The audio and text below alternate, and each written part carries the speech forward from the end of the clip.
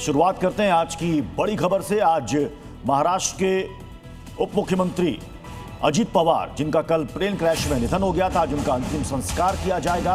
अंतिम यात्रा आज सुबह 11 बजे बारामती में निकलेंगी, जहां पर लोगों को दर्शन हो सकेंगे। अजित पवार के उनके पार्थिव शरीर को वहां पर रखा गया है, जहां पर मैदान में आकर आम लोग और एनसीपी के कार्यकर्ता और समर्थक उनके आखिरी दर्शन कर पाएंगे। और ये अंतिम यात्रा की शुरुआत हो चुकी है। अपने अंतिम सफर पर अजित पवार निकल चुके हैं। राजकीय सम्मान के साथ 11 बजे उनका अंतिम संस्कार किया जाएगा। बारामती में ही उनका गृह क्षेत्र है। देखिए, सीधी तस्वीरें सामने आ रखी है। शरद पवार वहां मौके पर मौजूद हैं। जी देखिए, इस वक्त मैं उस विद्या प्रतिष्ठान के मैदान पर हूं, जहां पर अजित दादा का जो है अंतिम संस्कार किया जाएगा। मैं सीधी तस्वीर आपको दिखाता हूं।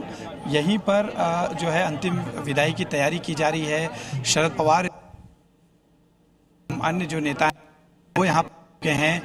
पड़ी जो गांव है जहां पे दादा का जन्म हुआ, वहां उनके पार्थिव शरीर को लेकर एम्बुलेंस के लिए निकल चुके हैं। जो परिवार के अन्य सदस्य उनके पार्थिव शरीर के साथ आ रहे हैं। यहीं पर अंतिम विदाई दी जाएगी। गृहमंत्री अमित शाह, जानकारी के मुताबिक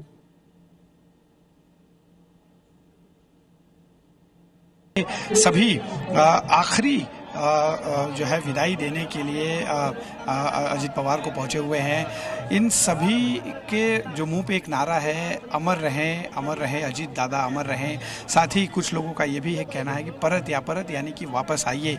एक जो भावना हमने देखा कि एक नेता के तौर पर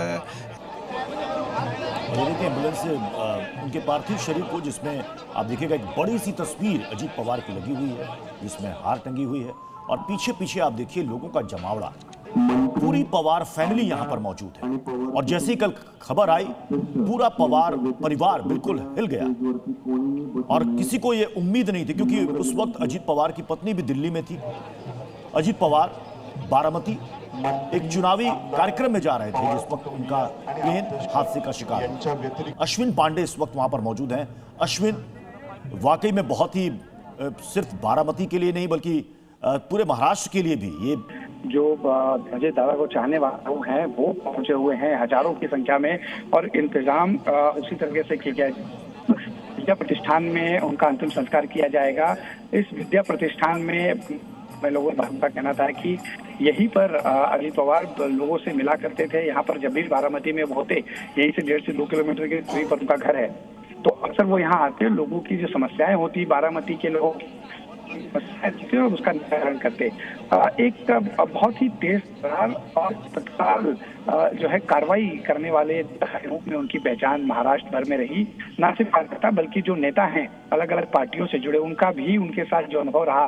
क्योंकि आप देखिए, कांग्रेस और एनसीपी की गठबंधन वाली सरकार आई तक अलग अलग पदों पर जो है अजित पवार 19 के बीच में 5 सालों में वो सरकार से बाहर रहे, लेकिन 19 से लेकर जो है आगे तक करीब 24 महीनों या 1 साल के लिए अगर हम गैप माने, तो लगातार वो सत्ता में रहे। और सत्ता में रहते हुए उन्होंने लोगों के कामों को बहुत ज्यादा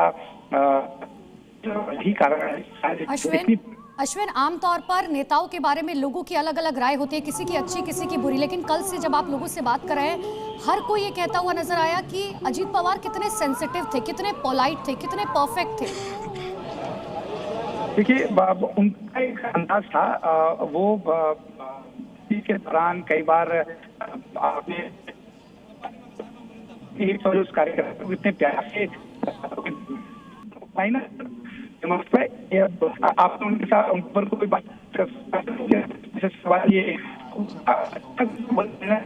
या वन लाइनर जो है तंज कसते, तो जाहिर है कि सामने वाले को इस तरह से डिलीवर होता है कि उसे मैसेज भी मिल जाता और बुरा भी नहीं रहता। उनका एक जो व्यक्तित्व था वो बहुत ही विशाल था। और इतने करीब 4 दशक का उनका एक राजनीति का कहना है कि जो विकास यहाँ पर हुआ है वो विकास आगे कैसे संभलेगा, ये उनके लिए एक बड़ा सवाल है। मैं लौट रहे एक बार आपके पास, ये तस्वीरें दिखा दे दर्शकों को। देखिए, 2 तस्वीरें आपके सामने हैं।